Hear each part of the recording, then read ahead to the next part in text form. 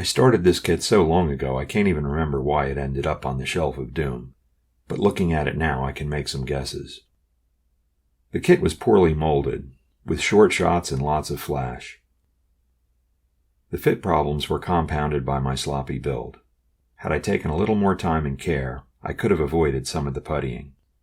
At first my plan was to do a quick and dirty build, just to get it done and off the shelf of doom.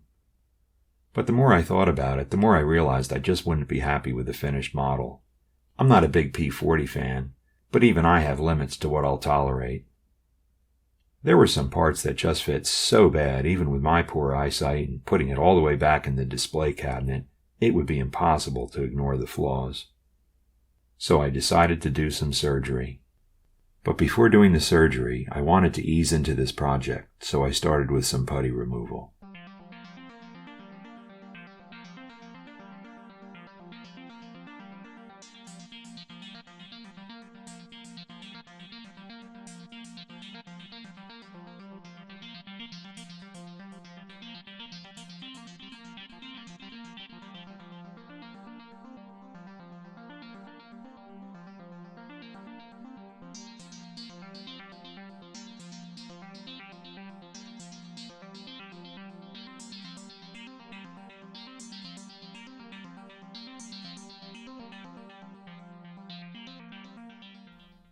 I also reinforced the short shot section on the bottom of the fuselage. This probably wasn't necessary, but I didn't want to take any chances.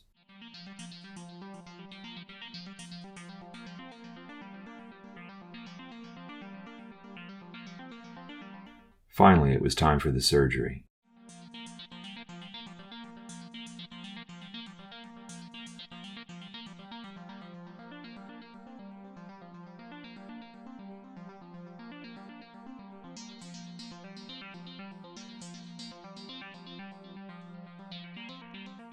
I used plastic shims to force the cowl piece into alignment.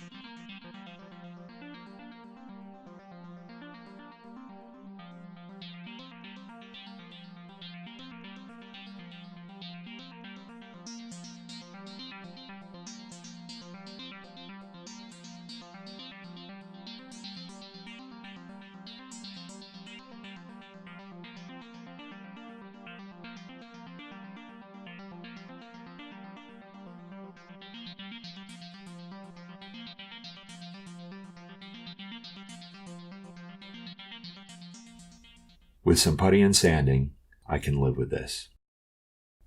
Is it perfect? No. Is it better than it was? Yes, absolutely. Of course, all of this could have been avoided had I taken a little more care in assembly. In addition to the fuselage, I also built the cockpit before the kit ended up on the shelf of doom. When the heavy puttying and sanding was done on the fuselage, it was time to get back to the cockpit so it could be ready to glue in place. I installed the gun sight, then painted it.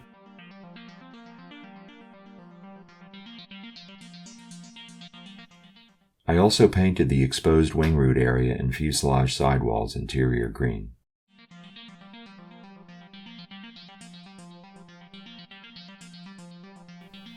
Then I glued the fuselage gas tank in place. Once that was dry, I installed the cockpit. It fit well.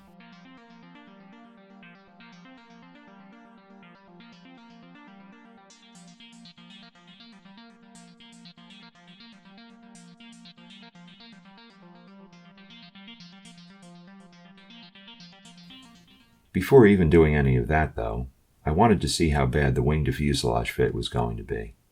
It was not too awful bad, so I decided to move ahead with the wing assembly.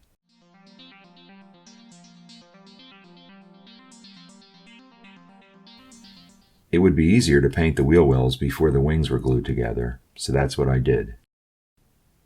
There was a little bit of warping toward the wing tips, so I used plastic bars to keep everything straight.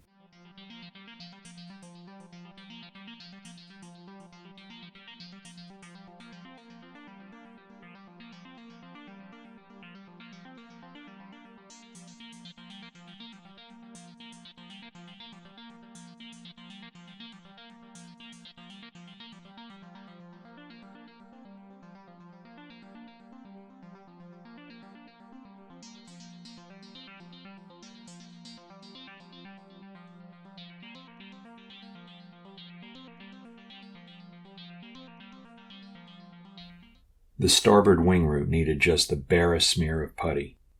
Despite my best efforts, however, the port root needed quite a bit more.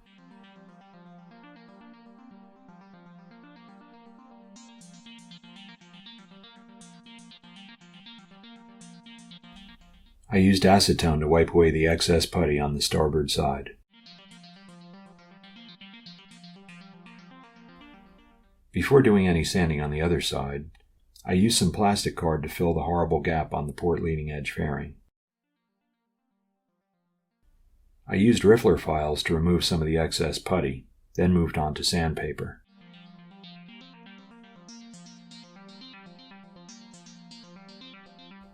The fit of the landing gear knuckle fairings wasn't too good.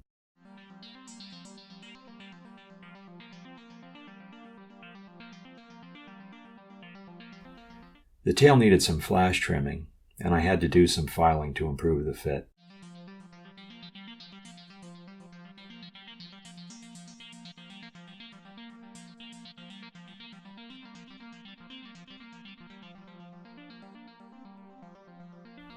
To prepare for buttoning up the cockpit, I painted the fuselage fuel tank olive drab. While the airbrush was loaded, I sprayed the puttied seams. They all looked good. Removing the clear parts from the sprue left some divots, so I puttied and sanded them.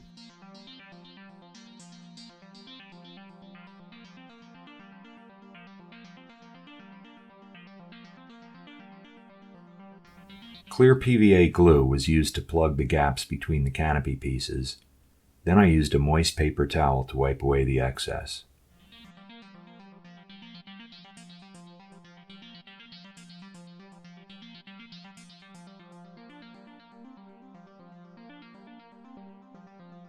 Thin strips of tape were used to mask the clear parts.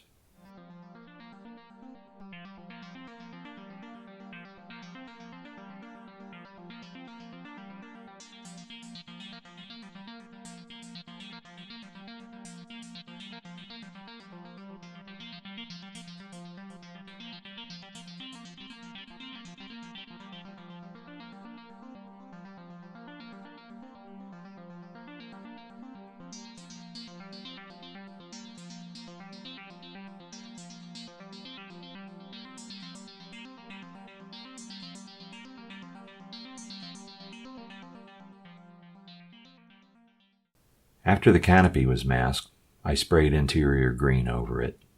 Then neutral gray was used to spray the undersides after masking off the wheel wells. After masking the undersurfaces, I sprayed olive drab on the top and sides. I made handles out of masking tape so I could hold the model while spraying the olive drab. I scanned and printed the camouflage diagram to make 1/48 scale masks. In retrospect, this was not the smart way to do this. It would have been so much easier to spray the medium green color for the blotches first, then mask them, then spray the overall olive drab. The star and bar decals that came with the kit were too dark. They were almost black, so I replaced them with some aftermarket decals. The other kit decals were used and they performed well. I was impressed with how well the shark mouth markings conformed to the compound curves of the chin intake.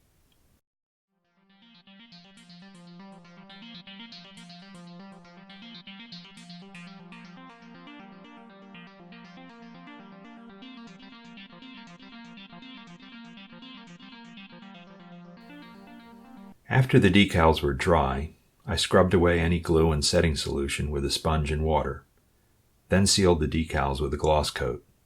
The model was finished with an overall matte coat. Then it was time to finish up by installing the landing gear, prop assembly, and the rest of the fiddly bits. I'm glad I rescued this from the shelf of doom. There are better P-40 kits available, but this is the P-40 kit I had. Poorly molded, loaded with flash, bad fit needing lots of putty. Even so, it was a fun build.